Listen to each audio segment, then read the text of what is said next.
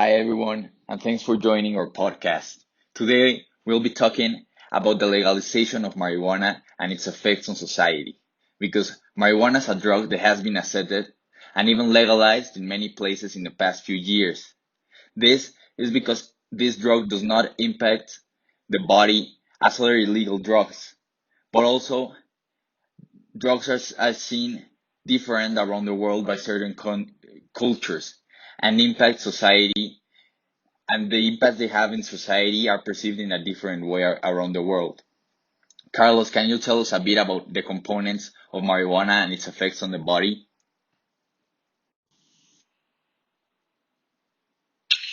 Cannabis refers to a group of three plants with psychoactive properties, known as cannabis sativa, indica, and ruderalis. When the flowers of these plants are harvested and dried, you're left with one of the most common drugs in the world. Some call it weed, some call it pot, but others call it marijuana. The two main components of marijuana are CBD and THC. CBD is the non-psychoactive cannabinoid, meaning that it won't get you high. It is often used to help reduce inflammation and ease pain. THC, though, is the main psychoactive compound. And it's responsible for the high that most people associate with weed.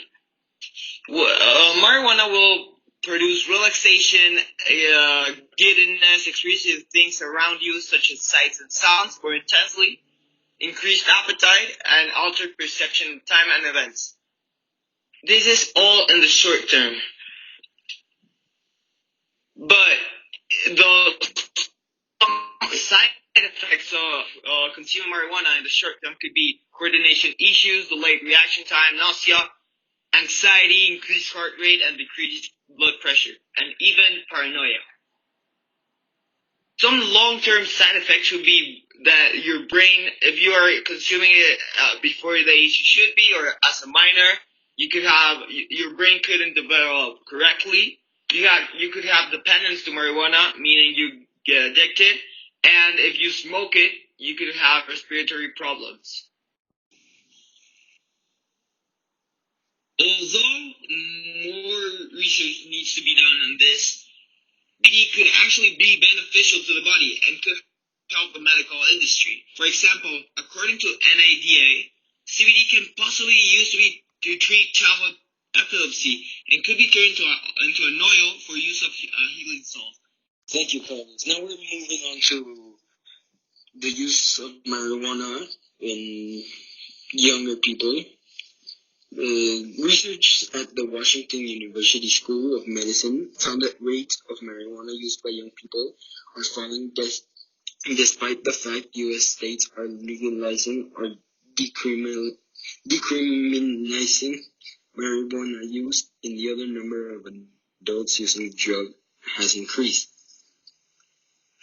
Found that past year, marijuana has decreased by 17% from 15.8% in 2002 to 13.1% in 2014 among U.S. kids aged 12 to 17.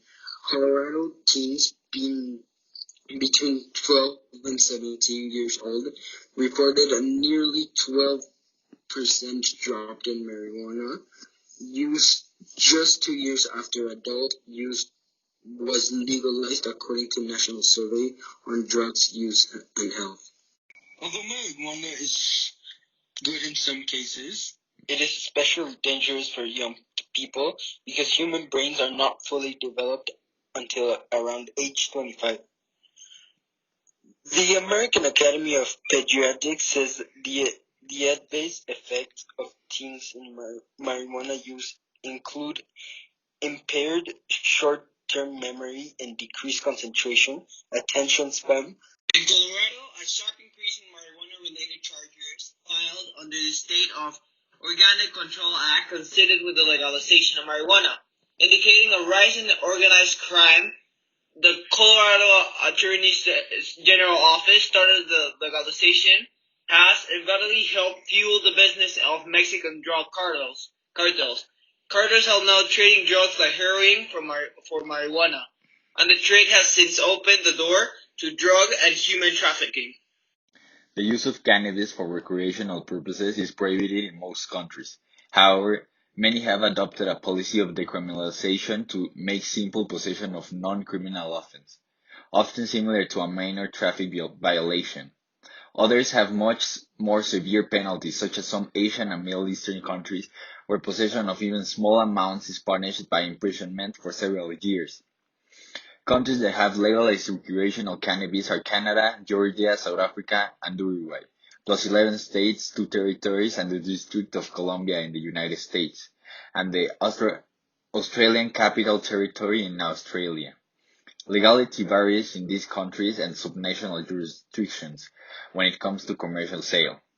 A policy of limited enforcement has also been adopted in many countries, in particular the Netherlands, where the sale of cannabis is tolerated at licensed coffee shops. Violence related to drug trafficking was associated with 63.4 and 53.8% of the total intentional deaths in Mexico. The increased risk and intensity of violence and its relation to the proximity to the U.S.-Mexico border was exemplified by the fact that the border of the city of Juarez was the scene of more than one-fifth of the recent drug-related murders. In 2012, drug trafficking and the organized crime-style homicides were most concentrated in the central and eastern border region, as well as in the Pacific Central Coast states. And Pedro, what stance do you take on this subject?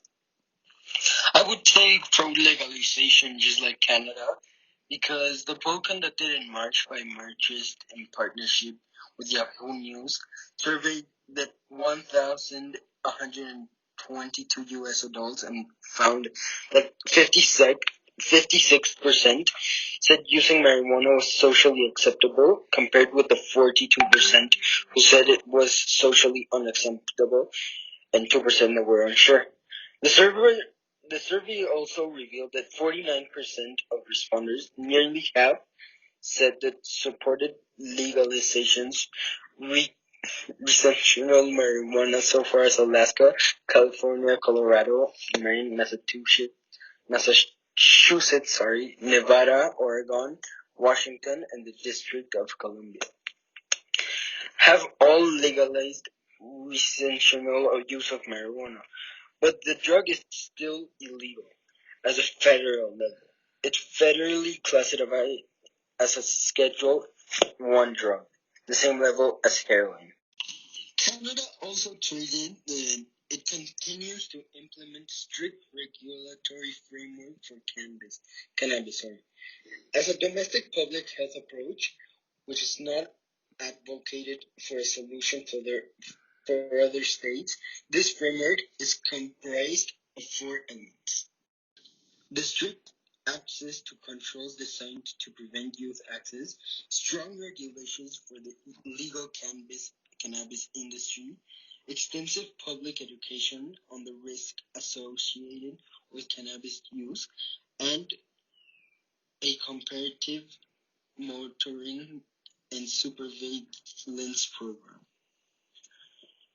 It also tweeted that over the past 18 months, the illegal cannabis market in Canada has already lost 30% of its market share, which means that its nearly $2 billion did not go to criminal organizations. Also, rates of cannabis use have not changed among young and young adults. And Carlos, what stance do you take on this subject? I take the stance of countries like Malaysia, China, and Vietnam, as they see it in a different way as Canada and the US. A little over 20 years ago, when a kid was a teenager, Lin Guanpeng tried heroin that his friends had bought to a party near his home in the southwestern province of Yunnan. Soon addicted, Mr. Lin, not his real name of course, spent many of his subsequent years behind bars, including several long stretches of detention centers of drug users. He says wardens in the compulsory isolation detoxification facilities put him to work in prison factories. Such as places are meant to heal your body because drugs like this damage your soul. This is the social stance that China looks upon drugs. China is very tough on drugs. Many traffickers among the thousands of people executed annually. Sometimes they are paraded beforehand at public sentencing rallies. Attendees at these grim spectacles include busloads of school children. Drug users may be punished on the spot by the police. Many are locked up into centers like the ones where Mr. Lin was sent, often stretches of 2 to 3 years without trial. In 2017, about 320,000 people spent time in such camps, says China Anti-Narcotics Agency. That is about 36,000 fewer than in 2016, about 120,000 more than in 2012. In conclusion, the legalization of marijuana is not only a political issue but also a social issue, as different countries perceive drug use in different ways, resulting in more consumption in some countries than in others. So legalizing marijuana in those locations with the correct regulations could benefit the country's violence and economic situation. Hi everyone, and thanks for